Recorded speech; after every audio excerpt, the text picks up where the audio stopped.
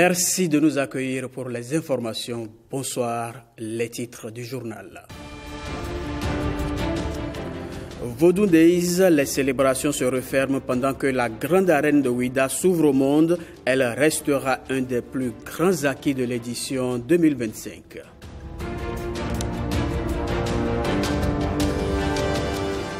Collecte et traitement des ordures ménagères à Abomey-Calavi, les élus locaux s'imprègnent des nouvelles conditions financières et ils sont chargés à leur tour de sensibiliser les ménages pour leur adhésion.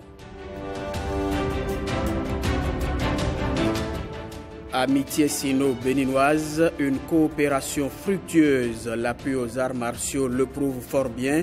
Cas du Wushu dans ce journal.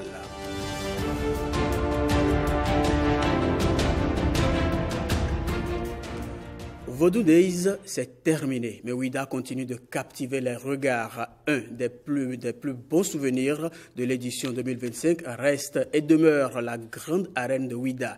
Elle a ouvert ses portes hier. Voici l'ambiance inaugurale avec Rodrigue Olababagbeto et Wenceslas Awaimo. De l'émerveillement dans les yeux, des applaudissements nourris et des visages cachant difficilement de la fierté. Ces émotions sont celles de toutes les premières animations au sein de la première arène Vodou du Bénin. Ici, les pépitards sont les premiers à cristalliser les attentions. Monsieur le Président, merci pour ce joyau. Je vous invite à chanter avec nous. Un spectacle de danse empreint de remerciements qui laisse place à un déroulement de plusieurs tableaux de la culture béninoise, comme celui du groupe Boiboa, qui offrait la danse Sakpata.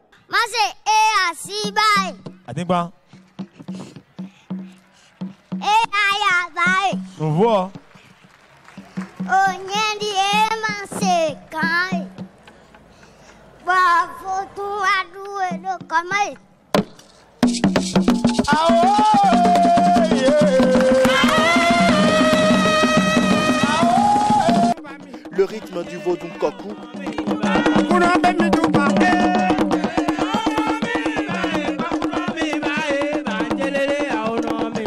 le Daweti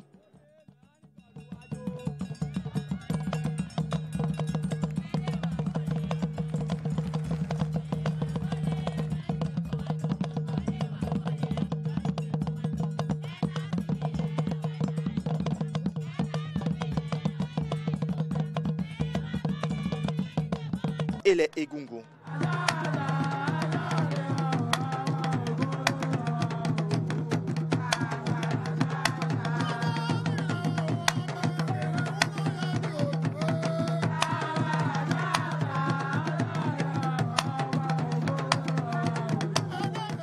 Tout ceci se déroule au sein de l'arène, nouvelle infrastructure devant abriter des animations vaudou.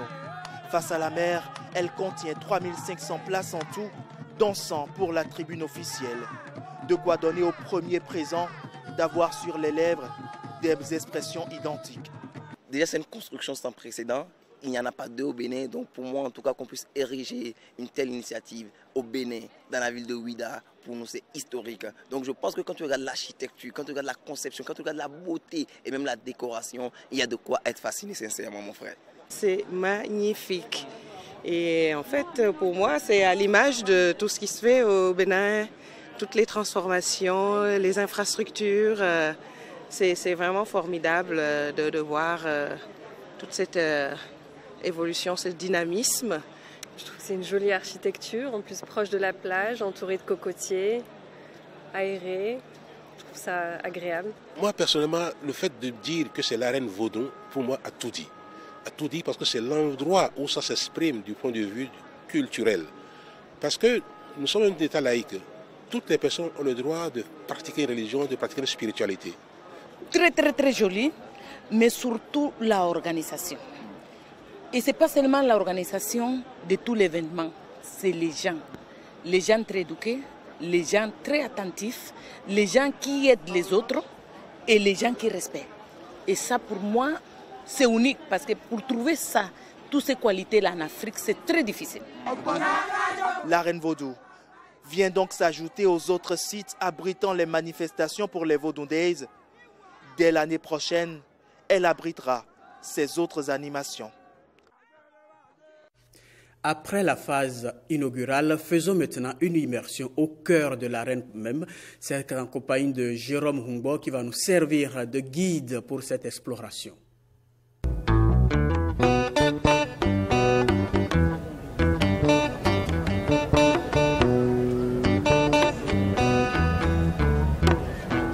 Arène culturelle de Ouida.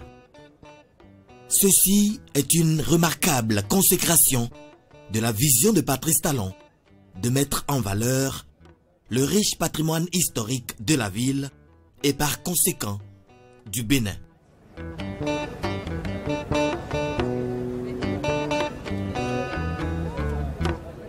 Connu pour son rôle central dans l'épopée de la traite des esclaves et de la culture vaudou, la ville historique bénéficie aussi d'une richesse culturelle à valoriser. Érigée en bordure de mer, l'arène culturelle est donc la bienvenue à cette fin. Ce lieu splendide d'échange, selon les normes internationales en la matière, répond à une série d'impératifs porteurs de développement.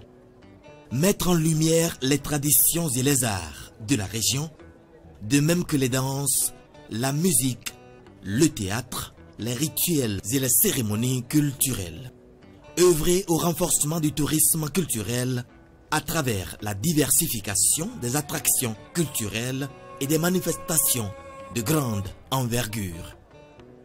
Être un carrefour d'échanges, de rencontres et de partage pour les artistes, les intellectuels et les communautés.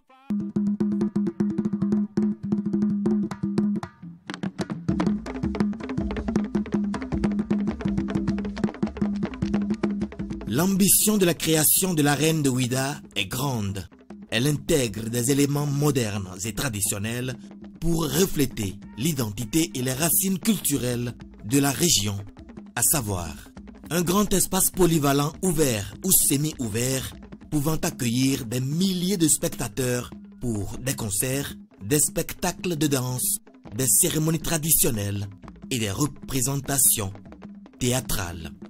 Un design moderne avec des touches traditionnelles inspirées des formes architecturales locales. Une scène équipée pour des concerts et des représentations avec une infrastructure technique adaptée aux exigences des performances modernes. Un espace modélable pour accueillir d'autres événements, y compris des expositions, des projections de films ou des conférences, des zones de détente et d'exposition.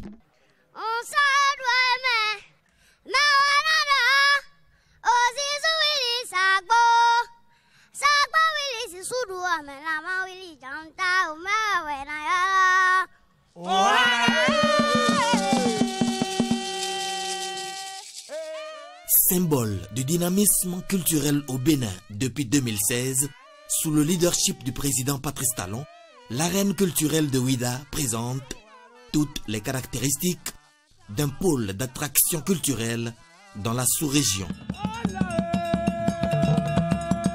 Son inauguration à la première édition des Vodou Days marque le début d'un afflux touristique vers le Bénin, terre d'opportunités et de richesses.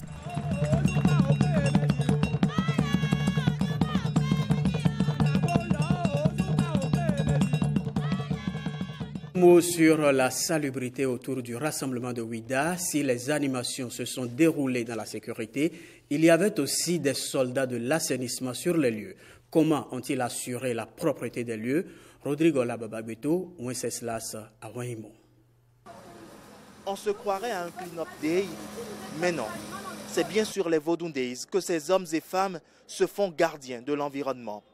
Ils se relaient de jour comme de nuit dans leur tenue verte pour une veille sur la salubrité de tout Ouida. Nous faisons une rotation. Il y a une équipe qui monte à 7h jusqu'à 15h et à partir de 15h, il y a la deuxième équipe qui monte, qui travaille jusqu'à 22h. Mais nonobstant, disons qu'à 22h, on replie l'équipe, nous mettons une permanence de nuit pour pouvoir gérer toutes les situations qu'on pourrait rencontrer. Donc au total, nous avons au-delà de 350 agents sur le terrain. Chaque site est ratissé au large et les yeux doivent être des détecteurs de sachets ou tout autre déchet. Nulle place n'est laissée ici où les mains ne passent et repassent. Ce matin, c'est déjà au lever du jour que ces camions font la ronde pour une décharge des différentes poubelles sur les différents sites. Nous avons plusieurs sites. Où il y a le site de la plage et il y a 4 autres sites dans la ville. Au niveau de la plage, c'est une étendue de sable qu'il faut nettoyer. Il peut y avoir des tessons de bouteilles dedans. Il faut tout nettoyer, mettre du râteau pour que ceux qui vont venir participer aux spectacles qui sont organisés ne soient pas blessés. Et il faut maintenir la salubrité parce que c'est des lieux qui sont très fréquentés. Il faut, au fur et à mesure que les lieux se salissent, il faut les nettoyer. Le nettoyage a commencé le 27 décembre 2024, avant les Vodou Days, et va se poursuivre jusqu'après. Tout ceci pour que les Vodou Days ne soient pas des jours d'insalubrité. Les Vodou Days ont aussi offert aux Béninois l'occasion de découvrir certaines facettes de la culture brésilienne. La similitude est forte entre les deux peuples. C'est en tout cas ce que nous démontre ici Arnaud Adadja. Que peut-on garder de ces afro-descendants brésiliens dont les ancêtres sont partis de Ouida dans des conditions difficiles depuis plus de 3 siècles? En fond sonore, le Kmalinga qui annonce l'entrée du roi. Negro sofreu, negro apanhou, foi pro mato e quilombo formou, ganga, zumba, zumbi. Puis la danse du rythme Zinli qui précède son cortège avec les mouvements de bras et de pieds, même si l'ondulation du corps n'est pas encore la même. Cette forme de danse salsa, assimilable à la danse du Zinli d'Abomey. Voué au roi, le Zinli d'Abomey est une danse des princesses et princes que la troupe brésilienne Ginga Tropical a le mérite de bien démontrer. En témoigne la présence du Awe, le parasol du roi en langue fongbe.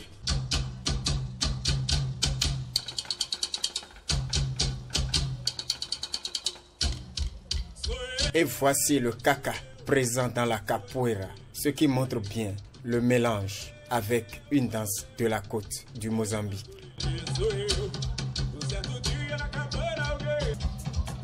Ici, le temps et l'espace ont certainement eu raison de la Kora du Sahel.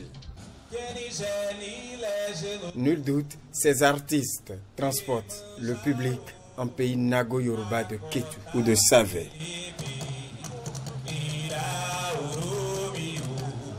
Et que dire du pays Idacha avec les mots Obereoma pour certainement dire Mbereona en langue Idacha, Mikanhwebio, ce qui signifie allégeance et hommage à Baba Orisha, Dieu le Père, Orisha Ore, Dieu amour, Orisha Oshe, Dieu merci, Oshun, la lune, Oshumare, Aïdo Hwedo au Bénin et à Haïti, pour désigner cette entité qui gouverne l'arc-en-ciel.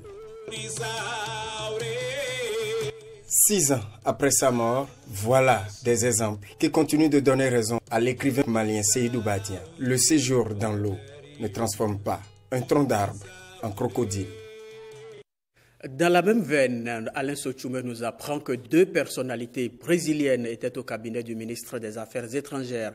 Au menu des discussions, le renforcement des liens économiques et touristiques entre la ville de Salvador, c'est au Brésil, et le Bénin. Voici leur déclaration à la sortie de l'audience.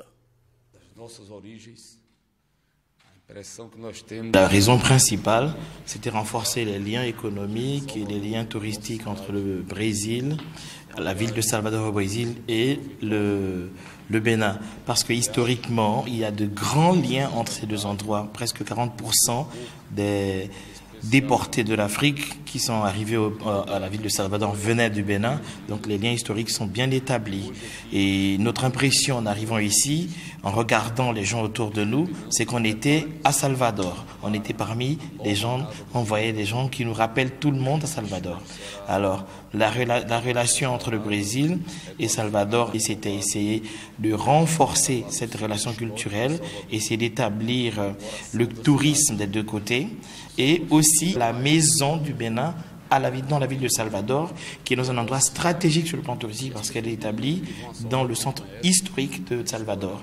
L'objectif, c'est que les deux pays collaborent pour la restauration, la requalification et l'établissement de cette maison comme étant un point touristique important de la ville qui représente le Bénin. Comme cela, le mouvement et le flux migratoire, surtout dans le cadre du tourisme, qui passe par Salvador auront envie de connaître Ouida. Et ceux qui passent par ici voudront connaître Salvador à Bahia. Les Béninois ont une grande importance dans la formation du peuple de Bahia au Brésil, culturellement et religieusement. Marcher dans les rues de Bahia, c'est presque la même chose que marcher dans les rues du Bénin. À cause de cette grande connexion culturelle, le président Talon a visité l'état de Bahia. Au début du mois de décembre dernier, des techniciens du tourisme et du gouvernement brésilien étaient déjà ici au Bénin pour viabiliser les possibilités touristiques entre les deux endroits au monde, le Bénin et l'état de Bahia au Brésil. Aujourd'hui, nous sommes arrivés à des accords pour que les entreprises brésiliennes viennent visiter le Bénin et discuter avec le ministère des Relations extérieures des possibilités de secteurs d'activité viables pour ces entreprises.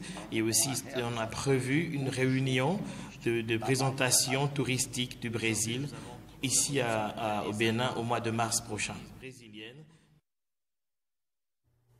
Du côté de l'Okossa, le parti UP, le Renouveau, se joint aux fidèles des religions traditionnelles. Les cérémonies ont commencé par une marche et un concours de musique traditionnelle dénommé Zandro. Évariste Zomarou, Samirat Chabimane.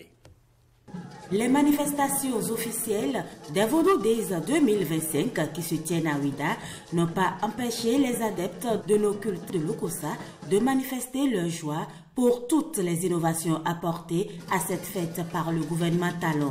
La célébration qui dure 3 jours dans la cité de l'Espérance est soutenue par l'Union progressiste Le Renouveau. Nous fêtons aussi les Vodou Days à l'Okossa. C'est l'Union progressiste Le Renouveau, la section de l'Okossa, qui a pris le lead pour dire que les adeptes de Vodou ne les laisse pas, ne les oublie pas. La marche des adeptes des religions traditionnelles venus des 5 arrondissements de la commune s'est échouée sur l'esplanade de la Maison des Jeunes de l'Okossa. La soirée est consacrée au concours du Zandro, un rythme typiquement vaudou distinctif de la localité. L'arrondissement de Ouin arrive en tête, suivi par Koudou. Cette manifestation-là, c'est du jamais vu. Je passe par là pour remercier le président de la République, M. Talon Guillaume Athanase. Vraiment, il est un président qu'on n'a jamais vu. Je suis très content, je suis fier, tout le monde, tous les adeptes. Parce que Soglo Ablo, c'est vrai, le président Soglo l'avait déjà initié, mais lui, le chef d'État Patrice Talon, l'a amélioré. Et avant, on avait un seul jour. Maintenant, on a jusqu'à 4 jours pour célébrer les régions endogènes. C'est avec joie que nous l'avons accueilli. Nous remercions également les membres de la session communale de l'Okossa de l'Union progressiste Le Renouveau qui ont organisé cette célébration avec nous. C'est la première fois que ça se passe. Nous sommes vraiment contents et nous prions pour le chef d'État. Les Vodou Days sont une noble vision gouvernementale pour positionner le Bénin comme une destination touristique de premier plan. Autre volet de l'actualité nationale, les populations d'Abomey-Calavi sont désormais fixées sur le coût du ramassage des ordures ménagères. Le paiement démarre ce mois de janvier. Il se fera de façon électronique. Les informations nécessaires ont été données aux chefs quartiers et chefs de village. Le point de la séance avec William Aguiar et Simon Villon. Après 4 années de gratuité, le ramassage des ordures par la Société de gestion des déchets de la salubrité est désormais facturé. Une décision du gouvernement portée ici à la connaissance des chefs quartiers et chefs de village de la commune d'Abomey-Calavi.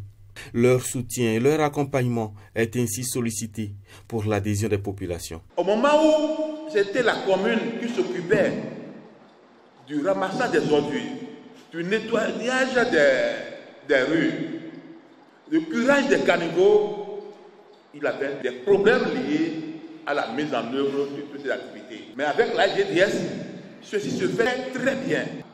Donc nous, au niveau de nos communes, nous avons vivement souhaité que la SGDS continue de nous accompagner pour la propreté de nos villes, de nos quartiers. Le dindon ayant du prix, on ne saurait continuer cette tâche sans notre contribution. La contribution financière des populations d'Abomey-Calavi et les mécanismes de paiement leur ont été dévoilés. En fonction de ce que la maison est à habitation unique ou habitation multiple, ça sera soit 3 000 francs par mois par maison ou 5 000 francs par mois par maison. Les deux seuls cas spécifiques de Abomey-Calavi concernent la cité Arconville et la cité G-Site. Dans ces localités-là, les tarifs sont de 7 000 francs par mois par maison unique ou bien 12 000 francs par mois pour les maisons à habitation multiple. C'est tellement sérieux et sérieux que chacun peut se retrouver dans sa fourchette. Et le mot qu'on puisse dire, je pense qu'avec le coût actuel, je pense que ça peut aller. Les ménages sont donc appelés à s'approprier cette nouvelle dynamique pour un cadre de vie propre et mieux assaini.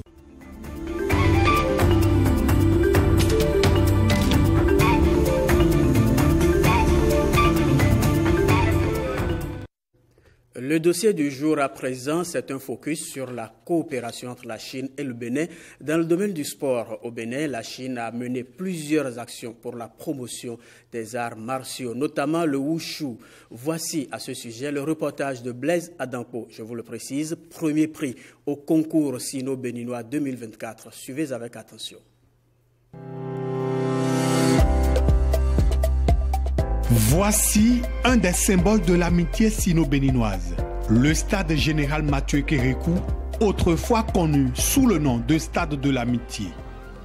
Cette infrastructure sportive omnisport, construite par la Chine, a permis aux différents athlètes de faire éclore leurs talents sportifs dans plusieurs disciplines, football, handball, volleyball et bien d'autres. Cette amitié entre les deux pays sera accentuée avec l'arrivée des arts martiaux chinois, le wushu et le kung-fu dans les années 90. Le wushu, littéralement, veut dire exactement art martiaux chinois. Ça provient de la culture chinoise. Au fil du temps, les pratiquants de ces deux disciplines se sont multipliés. La motivation est puisée des films chinois avec un grand acteur, Jet Li. Ce partenariat nous apporte beaucoup. Je me rappelle lors de la participation du Bénin au championnat du monde de wushu, c'était à Shanghai en 2019, où je devais représenter la fédération béninoise de wushu. Mais les autorités chinoises sur le terrain m'ont tellement facilité la tâche, j'ai obtenu mon visa en un brin de temps. Et en plus de ça, à chaque fois que nous avons un championnat national, le centre culturel chinois répond toujours présent. Ils mettent à notre disposition du matériel pour que nos compétitions se déroulent à bon escient. Cet appui passe aussi par des bourses de formation ou des stages dans des temples Shaolin en Chine. La dernière en date remonte à fin 2023 au temple de Yan'an. Une excellente occasion pour les pratiquants béninois de faire une immersion dans les réalités du wushu aux côtés des sachants. Par ces bourses, nous apprenons ce qui se passe, les réalités de la Chine. Et ça nous permet aussi de se mettre au pas et d'encadrer également nos élèves sur notre tapis, ainsi que nos collègues qui n'ont pas encore eu l'opportunité d'effectuer ce voyage. C'est grâce au partenariat sino-béninois que j'ai bénéficié de plusieurs bourses, que je suis allé en Chine. Je suis revenu, ils m'ont pris en tant qu'entraîneur au centre et j'exerce depuis plusieurs années. Humblement, je voudrais demander aux autorités d'offrir les conditions, un temps soit peu, à quand même un certain nombre de jeunes pour aller séjourner en Chine, et mieux préparer les Jeux olympiques de la jeunesse que Dakar organise afin d'y très haut la culture chinoise à cette compétition, puisque c'est pour la première fois le wushu serait un sport olympique. Ça s'est passé en démonstration en 2008 à Beijing, mais c'est pour la première fois, ça sera un sport olympique. Et le Bénin il se prépare à y participer. Le wushu n'est pas seulement un art de self-défense efficace, c'est aussi un art de vie, une philosophie, un moyen d'épanouissement. Il favorise le développement du potentiel physique et mental, des éléments caractéristiques du peuple chinois, et cela inspire bien le peuple béninois, en particulier les pratiquants du wushu. Les actions de la Chine à l'endroit du Bénin ne se limitent pas au wushu dans le sport. Les disciplines comme le tennis de table, le badminton et le kung-fu en sont aussi bénéficiaires.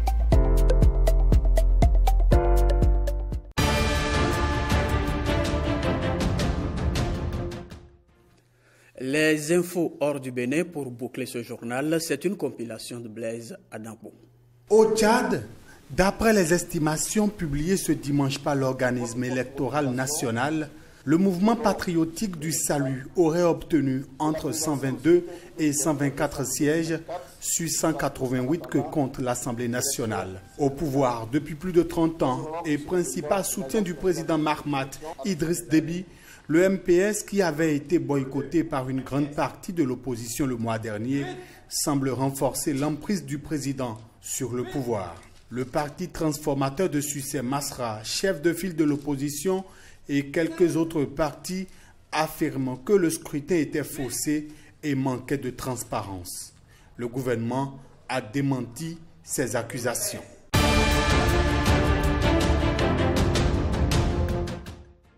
Le gouvernement français a rétrocédé au Tchad son camp de détachement dans la ville d'Abéché. L'armée française dit avoir consolidé des liens forts avec les soldats tchadiens ainsi qu'avec la population civile au cours de longues années de présence dans le nord du pays. Le ministre de la Défense, qui félicite cette décision, tient quand même à rappeler que la date de départ de ces troupes demeure le 31 janvier 2025. 2 jours avant ce départ, des colonnes de camions chargés de conteneurs et de matériel lourd ont pris la route de N'Djamena. En effet, une partie du matériel transitera par le Cameroun pour être acheminé vers la France par bateau.